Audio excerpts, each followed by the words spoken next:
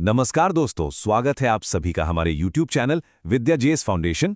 आज हम नीट परीक्षा पर बात कर रहे हैं जो विद्या जीएस फाउंडेशन के लिए स्पेशल है। दोस्तों, देश की सबसे बड़ी, सबसे प्रतिष्ठित परीक्षाओं में से एक नीट 2026 अचानक से रद्द कर दी गई है। सोचिए, सालों की मेहनत, लाखों छात्रों के सपने और एक ऐसा सिस्टम जिस पर पूरे देश को आंख बंद करके भरोसा था, वो सब कुछ आज सवालों के घेरे में है। आज के इस एक्सप्लेनर में हम बिना किसी शोर शराबे के सिर्फ और सिर्फ फैक्ट्स और सबूतों के आधार पर इस पूरे मामले की तह तक जाएंगे। चलिए सीधे मुद्दे पर आते हैं और देखते हैं कि आज हम किन चीजों पर फोकस करने वाले हैं। हम समझेंगे कि आखिर ये परीक्षा रद्द क्यों हुई, उस गेस्ट पेपर का क्या रहस्य था जिसने सब पलट दिया, इसका राजस्थान, केरला और बिहार कनेक्शन क्या है, साथ ही एनटीए, सीबीआई और सरकार का इस पर क्या एक्शन रहा, और सबसे जरूरी बात, इस सब का हमारे समाज और शिक्षा के भविष्य पर क्या असर पड़ने वाला है। तो शुरुआत करते हैं पहले सवाल से। आखिर परीक्षा रद्द क्यों हुई? 3 मई का दिन था जो उन लाखों छात्रों के लिए एक नया दरवाजा खोलने वाला था, लेकिन अचानक से ये एक बुरे सपने में बदल गया। एग्जाम कंडक्ट होता है और देखते ही देखते पेपर लीक की खबरें आग की तरह फैलने लगती हैं। शुरुआत में तो एनटीए और सरकार दोनों ने इसे पूरी तरह डिनाई किया, लेकिन जब सबूत सामने आने लगे तो आखिरकार उन्हें मानना पड़ा और एक झटके में एग्जाम कैंसिल कर दिया गया। अब जरा इस नंबर पे गौर कीजिए, 22 से 23 लाख छात्र। दोस्तों, ये सिर्फ एक आंकड़ा नहीं है, ये वो बच्चे हैं जो दिन रात एक करते हैं, अपना खून पसीना एक करते हैं। कोई स्टूडेंट 3,000 रुपए की फीस भरता है तो कोई कोचिंग में लाखों रुपए लगाता है, अपने परिवार की गाड़ी कमाई खर्च करता है, और इस एक अचानक आए फैसले ने इन 23 लाख बच्चों के फ्यूचर को बिल्कुल आधार में लटका दिया है। अब जब बवाल इतना बढ़ गया तो एनटीए को डैमेज कंट्रोल तो करना ही था। उन्होंने तुरंत कुछ कदम उठाए और छात्रों से वादा किया कि भाई, आपकी पूरी फीस वापस की जाएगी और जो री एग्जाम होगा उसके लिए नए एडमिट कार्ड्स आएंगे, आपसे कोई एक्स्ट्रा चार्ज नहीं लिया जाएगा और आपको उसी सेंटर पर जाना होगा जहां आपका पिछला एग्जाम था। लेकिन क्या सच में ये सब उन बच्चों का मेंटल ट्रॉमा कम कर पाएगा? ये अपने आप में एक बड़ा सवाल है। चलिए अब उस पॉइंट पर आते हैं जिसने इस इन्वेस्टिगेशन को पूरी तरह मोड़ दिया, गेस्ट पेपर का खुलासा। आपको लग रहा होगा कि शायद किसी ने बहुत एडवांस्ड हैकिंग की होगी, राइट? नहीं, इस पूरे महाघोटाले की जड़ में था एक बहुत ही आम सा दिखने वाला गेस्ट पेपर। हम सब जानते हैं कि टीचर्स अक्सर इंपॉर्टेंट क्वेश्चंस बताते हैं और 2-4 सवाल एग्जाम में आ भी जाते हैं, पर यहां जो हुआ वो बिल्कुल अलग लेवल का था। आप खुद सोचिए, कैसे एक सिंपल सा गेस्ट पेपर एनटीए के इतने बड़े, इतने सिक्योर इकोसिस्टम को हिला सकता है। हुआ ये दोस्तों कि मार्केट में एक हैंड रिटन यानी हाथ से लिखा हुआ 400 सवालों का पेपर सर्कुलेट हुआ, और जब मैं एग्जाम पेपर सामने आया तो होश उड़ गए। 720 नंबर के पेपर में 80 से 90% सवाल यानी करीब 600 से ज्यादा मार्क्स के क्वेश्चंस एग्जैक्टली उस गेस्ट पेपर से मैच कर गए। केमिस्ट्री, बायोलॉजी, फिजिक्स, सब कुछ कॉपी पेस्ट।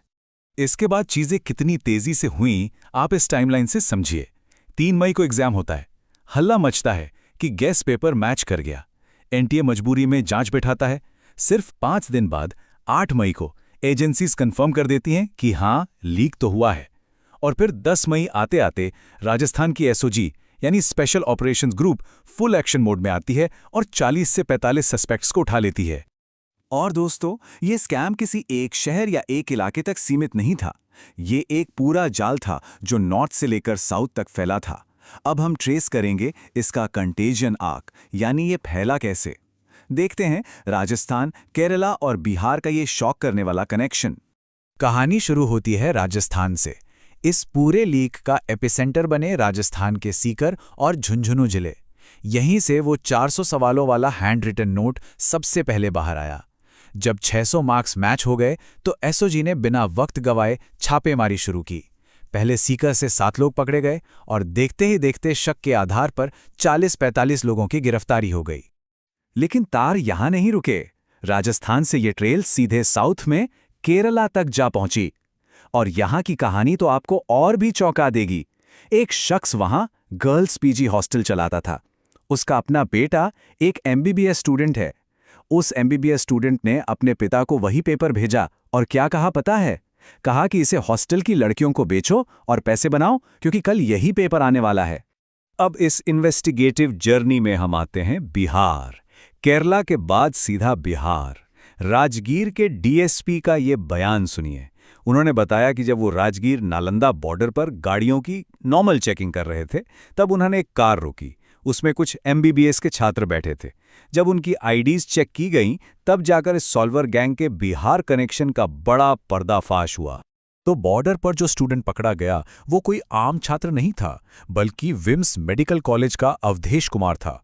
जब पुलिस ने थोड़ी सख्ती दिखाई तो इस सॉल्वर गैंग के मास्टरमाइंड उज्ज्वल का नाम सामने आया। इस लीड के मिलते ही नालंदा पुलिस ने तुरंत रेड की और गैंग के 7 मेंबर्स को धर दबोचा। यानी सोचिए, राजस्थान, केरला और बिहार, ये एक प्रॉपर वेल कनेक्टेड सिंडिकेट था। अब इन माफिया और गैंग से थोड़ा ऊपर उठते हैं और अपने सिस्टम की तरफ देखते हैं। जब इतना बड़ा रायता फैल गया तो अथॉरिटी का क्या रिस्पॉन्स था? एनटीए, सीबीआई और सरकार ने क्या किया? देखिए, जब प्रेशर कुकर फटने की नौबत आ गई तो एनटीए ने पूरा का पूरा केस सीबीआई और आईबी को सौंप दिया। पर एक बात नोटिस करने वाली है, संसद में विपक्ष के नेता राहुल गांधी ने एनटीए को लेकर पहले ही चेतावनी दी थी, जिसे उस वक्त शायद इग्नोर कर दिया गया था। और हाँ, याद रखिए कि इससे पहले सुप्रीम कोर्ट को भी इंटरफेयर करना पड़ा था जब 1549 बच्चों का री एग्जाम हुआ, जिनमें से कई बच्चे 720 में से 720 ले आए थे।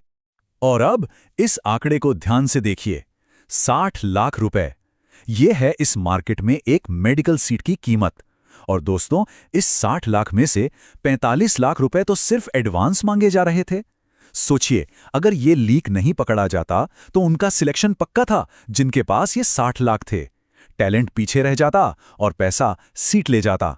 ये सच में डरा देने वाला है।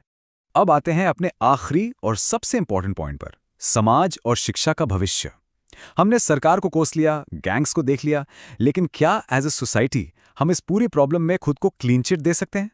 सच्चाई थोड़ी कड़वी है दोस्तों। एक तरफ एनटीए और सरकार है जिनकी एग्जाम सिक्योरिटी पूरी तरह फेल हुई और उनकी अकाउंटेबिलिटी तय होनी ही चाहिए, लेकिन दूसरी तरफ हमारा अपना समाज और वो पेरेंट्स भी तो हैं जो अपने बच्चों के लिए 45 से 60 लाख रुपए तक की रिश्वत देने को तैयार बैठे हैं।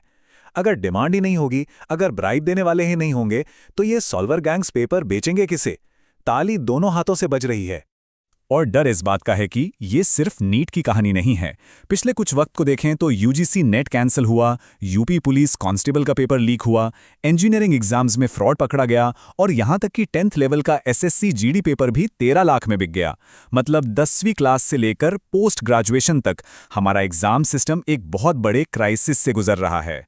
तो इस एक्सप्लेनर को खत्म करते हुए ये सवाल मैं आपके लिए छोड़ता हूं, क्या हमारा समाज और हमारी सरकार सही दिशा में जा रहे हैं?